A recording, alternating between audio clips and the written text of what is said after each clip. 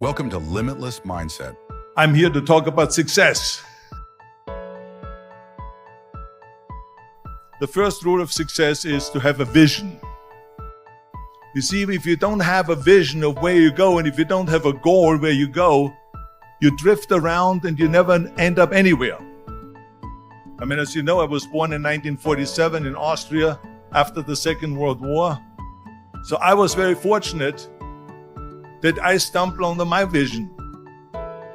And I didn't really like Austria when I grew up. I couldn't wait to get out of there. I couldn't see myself becoming a farmer or a worker in a factory or anything like that. Even though my parents wanted me to stay there and have a normal life. But that was their vision, not mine. My vision was totally different. I felt that I was born for something special, for something unique, for something big. Then one day I went to school. I remember I was 11 years old. And they showed a documentary about America. And there they showed in this documentary the huge skyscrapers, the high-rises, the huge bridges, the 6-lane freeways, and all of this stuff. And I said to myself, that's where I want to be. I don't want to be around here with these little farmhouses and these little buildings. I want to be in America. One day after school, I walked by a store in Graz. So I went inside and I looked around, and then I saw a magazine. I saw a bodybuilding magazine that had Reg Park on the cover. Reg Park was then a 3-time Mr. Universe. And I saw him on the big screen as Hercules. I read that and I said to myself, wow, this is the blueprint for my life. This is exactly what I want to do. I want to become a bodybuilding champion just like Reg Park. I want to get into movies just like Reg Park. And I want to make millions of dollars and be rich and famous just like Reg Park. Do you know how great it felt that I knew where I was going? Imagine the majority of people don't know where they're going. I knew where I was going, that I'm going to become this bodybuilding champion just like him. So it was just a question of how do you do it? I was so relieved because when you have a goal, when you have a vision, everything becomes easy. So people always ask me, when they saw me in the gym in the pumping iron days, they say, why is it that you're working out so hard? 5 hours a day, 6 hours a day, and you have always a smile on your face. And I told people all the time, I said, because to me, I'm shooting for a goal. In front of me is the Mr. Universe title. So every rep that I do gets me closer to accomplishing that goal, to make this goal, this vision turn into reality. Every single set that I do, every repetition, every weight that I lift will get me a step closer to turn this goal into reality. So I couldn't wait to do another 500-pound squat. I couldn't wait to do another 500-pound bench press. I couldn't wait to do another 2,000 reps of sit-ups. I couldn't wait for the next exercise. At the age of 20, I went to London and I won the Mr. Universe contest as the youngest Mr. Universe ever. And it was because I had a goal. So let me tell you something, visualizing your goal and going after it makes it fun. You got to have a purpose no matter what you do in life. You got to have a purpose.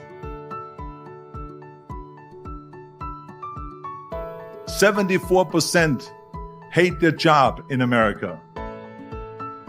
Now, there's not much different when you come to Europe. The majority of people don't like what they're doing because they're really not doing it because they didn't have a goal and they followed this goal. They just aimlessly drift around, and then all of a sudden there's a job opening, so they get that job because you have to work. But then when you work, it's a chore. It's work. It's not fun. So if you think about, only a quarter of the people really enjoy what they're doing in life. That is unbelievable if you think about it. So I felt so blessed that I knew what I was doing. It's like a medical student that studies and knows he wants to become a doctor. You know where to go. And the same thing is also in politics. I remember that in politics, I had a very clear vision that I will be the leader of California. This is as far as I could go because I was not born in America, so I could not run for president. So being the governor of the fifth largest state, the largest state, the fifth largest economy in the world, was for me really the ultimate title, the ultimate accomplishment in politics. So even though people came up to me and says, why don't you go and run for something smaller? You're never gonna make it. I ran for governor, and then 2 months later, I became governor of the state of California. Again, because I had a very clear vision what I'm gonna do with California. So that's rule number one, have a vision. Rule number two is, don't listen to the naysayers. Don't listen to the naysayers.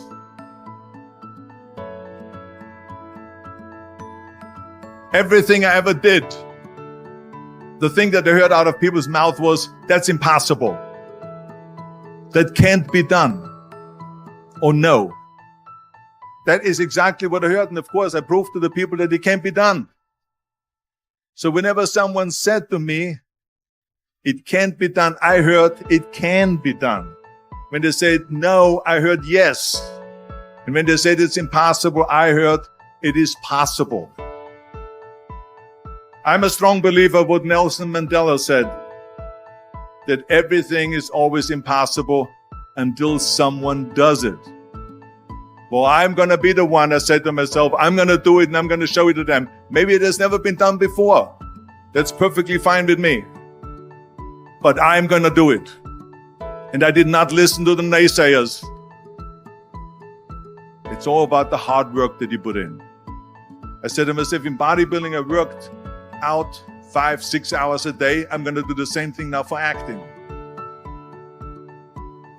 And of course, I went to college to study English. I studied the accent removal, acting classes, and all of this stuff all day long. I worked and I worked and I worked. And within a short period of time, I made one movie called Hercules in New York, which of course went right into the toilet. But it didn't discourage me. I still had the same vision. And then all of a sudden I did Streets of San Francisco. I did Stay Hungry and Pumping Iron and The Villain. And then all of a sudden I was asked by Dino De Laurentiis and by Universal Studio to star in Conan the Barbarian. And after I did Conan the Barbarian, the director at the press conference said to the press, the director was John Milius. He said to the press, if we wouldn't have had Arnold, we would have had to build one. So think about that. The very body that they said can never be sold because the time is wrong. A few years later, I'm doing Conan the Barbarian, and it was the #1 hit at the box office when it came out in the summer of '82. Think about that. And the director says, if we wouldn't have had his body, we would have had to build one. So all of a sudden, my body became an asset, not a liability. And the same thing was with Terminator. After we were finished filming Terminator, Jim Cameron said to the press, if Arnold wouldn't have had that accent and talked like a machine, I think the movie wouldn't have worked. So think about that. The body and the accent that they attacked was an asset. But I didn't listen to those losers. I didn't listen to them at all. It's just the reality of it is that you cannot listen to the naysayers. So this is a very important lesson for all of you. So when someone says, no, this is a stupid idea, you in your mind, you don't have to say it, but in your mind just say to yourself, you asshole. What do you know? Remember, this is Limitless Mindset. Subscribe and keep pushing beyond your limits.